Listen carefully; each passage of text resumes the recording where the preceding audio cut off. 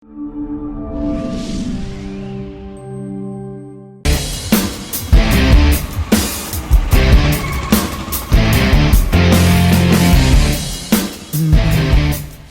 അമ്മേ, വീടിന്റെ ഗേറ്റൊക്കെ തുറന്നു മലർത്തിയിരിക്കുന്നു.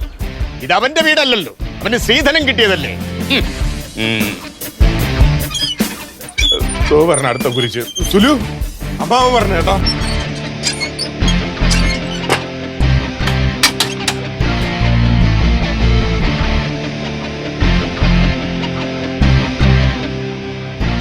മാവാ, എങ്ങനെ ഉണ്ടായിരുന്നു യാത്രയൊക്കെ? സുഖമായിരുന്നോ? 1 കിലോമീറ്റർ അപ്പുറമുള്ള എന്റെ വീട്ടിൽ നിന്നും നടന്നാണ് ഞാൻ ഇവിടം വരെ വന്നത്. ആ യാത്ര സുഖമായിരുന്നോ എന്നാണ് നീ ചോദിച്ചത്. അങ്ങനെയല്ല, നമ്മളൊരാളെ കാണുമ്പോ എന്തെങ്കിലുമൊക്കെ ചോദിക്കണ്ടേ, ഞാൻ അങ്ങനെ ചോദിച്ചെന്നേ ഉള്ളൂ. ഞാൻ നിന്റെ ആരാ? അമ്മാവായി.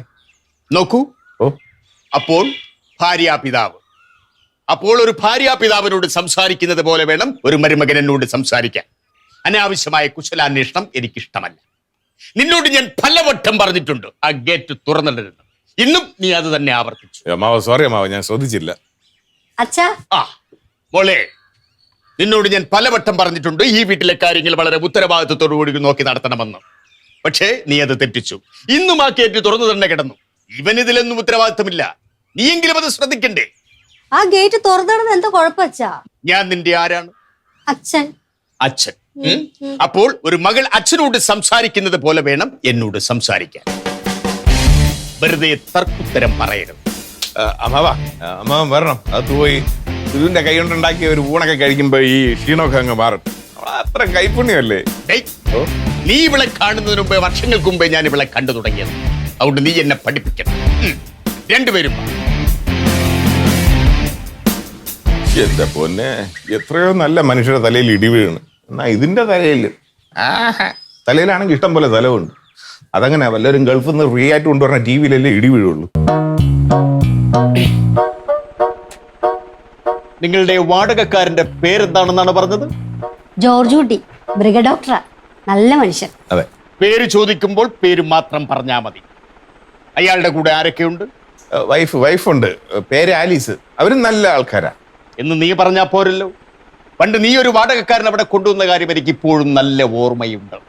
അവന്റെ വിചാരം അതൊരു സിനിമാ തിയേറ്റർ എന്നാ. എന്തൊരു ഉച്ചത്തിലാ പാട്ട് വെക്കുന്നത്. ഇന്നത്തെ കാലത്ത് അതൊക്കെ ആരെങ്കിലും നോക്കുക അമ്മാവാ?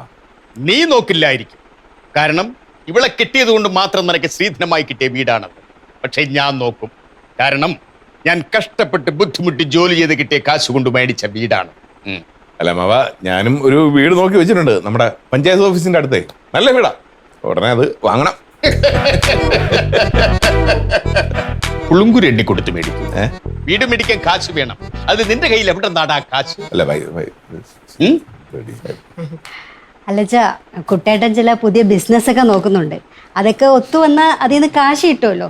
അപ്പൊ ആ കാശ് കൊണ്ട് ഞങ്ങള് ഒരു വീടല്ല 9 വീട് വാങ്ങും. അല്ലേ കുട്ടേട്ടാ? ഇതൊക്കെ ഞാൻ കുറെ കാലമായി കേൾക്കാൻ തുടങ്ങിയിട്ട്. അതൊക്കെ പോട്ടെ, ഇതുവരെ വാങ്ങിയ വീടൊക്കെ എവിടെ? ദേ ഇങ്ങോട്ട് നോക്കടാ. നോക്ക്. ആവശ്യമില്ലാത്ത ബിസിനസ് ഒന്നും പറഞ്ഞ് നടക്കാതെ മര്യാദയ്ക്ക് ജോലിക്ക് പോയാൽ മൂക്കി പല്ല് മുളയ്ക്കുന്നതിന് മുമ്പെങ്കിലും നിനക്ക് വീട് വാങ്ങാം. അച്ഛാ, ഡ്രസ്സൊക്കെ മാറിയിട്ട് വാ, ഞാൻ ഭക്ഷണം എടുത്ത് വെക്കാം. അതെ, കഴിക്കുന്നതൊക്കെ പിന്നെ. ആദ്യം ഞാൻ പോയെന്ന് ആ വാടകക്കാരെ ഒന്ന് കാണട്ടെ. അവരെത്രക്കാരാണെന്ന് എനിക്കും കൂടി ഒന്ന് ബോധ്യപ്പെടണമല്ലോ. അതിന്റെ ഒരു ആവശ്യമില്ല, നല്ല ആൾക്കാരാ. അത് മാത്രമല്ല, ജോർജ് കുട്ടിയാണെങ്കിൽ എന്റെ നല്ല സുഹൃത്തുവാ. അതാ പ്രശ്നം. നിന്റെ സുഹൃത്താവുമ്പോൾ നല്ലവനാവാൻ ഒരു സാധ്യതയുമില്ല. അല്ല അച്ഛാ, സത്യമാ. അവരെല്ലാം അച്ഛനെ പോലെ നല്ല അടുക്കും ചിട്ടയുള്ള ആൾക്കാരാ. അത് നീ എന്നെ ഒന്ന് പൊക്കി പറഞ്ഞതാണെന്ന് എനിക്ക് മനസ്സിലായി. അതുകൊണ്ട് കാര്യമില്ല. എല്ലാം എനിക്ക് നേരിൽ കണ്ടുപോയി തന്നെ ബോധ്യപ്പെടണം. എനിക്കിഷ്ടപ്പെടാത്തത് എന്തെങ്കിലും അവിടെ ഉണ്ടായാൽ ഞാൻ ആ നിമിഷം അവരെ ആ വീട്ടിൽ നിന്ന് ഇറക്കി വിടും. എവിടെ ഒപ്പിട്ട എഗ്രിമെന്റ്? എഗ്രിമെന്റ് ജോർജ് കുട്ടിയുടെ കയ്യിലിരിക്കുന്നു. കോപ്പി വാങ്ങിക്കാൻ മറന്നുപോയി. അവന്റെ കയ്യിൽ ഇരിക്കാനാണെങ്കിൽ പിന്നെ എന്തിനാണ് ഈ എഗ്രിമെന്റ് എഴുതിയത്?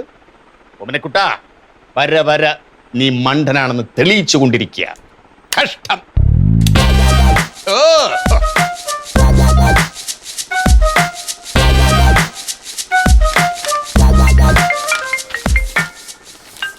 ചായ ചായ. ഓമനക്കുട്ട സാറാ. ഓമനക്കുട്ട. ഹലോ അളിയ, ഞാനാ. എന്തായി പറ. എന്റെ പൊന്നളിയ, അമ്മാവൻ അങ്ങോട്ട് വന്നിട്ടുണ്ട്. ആണോ? ഞാനും സുലുവും കൂടെ മാക്സിമം വരാതിരിക്കാനൊക്കെ തടഞ്ഞു നോക്കി, നടന്നില്ല, നമ്മളെ കയ്യിൽ നിന്നില്ല. കുഴപ്പമില്ല, ഞാൻ നോക്കിക്കോളാന്ന്. എന്റെ പൊന്നു ജോർജ് കുട്ടി, എങ്ങനെയെങ്കിലും ഒന്ന് മാനേജ് ചെയ്തോണ്ടാളിയാ. ഞാൻ ഏറ്റുവന്നേ. ഓക്കേടാ, ഓക്കെ.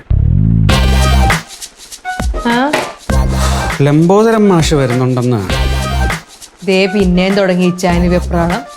എന്തിനാ ഇച്ചായ ഒരാളെ ഇങ്ങനെ പേടിക്കുന്നത്? ഇച്ചായന്റെ ഈ പേടി കണ്ട ആരെങ്കിലും വിചാരിക്കും അങ്ങേരുടെ എന്തോ കക്കുകയോ മോഷ്ടിക്കുകയോ ചെയ്തിട്ടുണ്ടെന്ന്. ഒരു കാര്യമില്ലാതെ ഒരാളെ ഇങ്ങനെ പേടിക്കേണ്ട യാതൊരു കാര്യമില്ല കേട്ടോ. പേടിയല്ലടി, ഈ ഓമനക്കുട്ടനും സുലോചന നമുക്ക് വേണ്ടപ്പെട്ടവരല്ലേ. ഈ വരുന്നത് സുലോചനയുടെ അച്ഛനും. എന്തെങ്കിലും ഉടക്ക് പറഞ്ഞ് നമ്മൾ എന്തെങ്കിലും തിരിച്ചു പറഞ്ഞാൽ പറയാൻ പാടില്ല താനും. ദേഷ്യപ്പെടാൻ പോലും പറ്റത്തില്ല. അതിന് ദേഷ്യപ്പെടേണ്ട ആവശ്യമൊന്നും വന്നില്ലല്ലോ. വന്നോ? ഇതിപ്പോ കേട്ടെടുത്തോളാം. ആ മാഷ് നല്ല മാന്യമായിട്ടേ നമ്മളോട് പെരുമാറത്തുള്ളൂ. തിരിച്ചും നമ്മൾ അങ്ങനെ തന്നെ പെരുമാറണം. അപ്പൊ പിന്നെ പ്രശ്നം തീർന്നില്ലേ? ഈ ചേട്ടന് സമാധാനായിട്ടിരുന്ന ഒരു കുഴപ്പം ഉണ്ടാവത്തില്ല. ഇതെന്തൊരു കഷ്ടമാണ്, കൊച്ചു പിള്ളേരെ പോലെ കിടന്ന് വെപ്രാളപ്പെട്ടുകൊണ്ടിരിക്കുന്നത്. ഇതിപ്പോ എന്ന് തുടങ്ങിയോ ഈ വെപ്രാളം?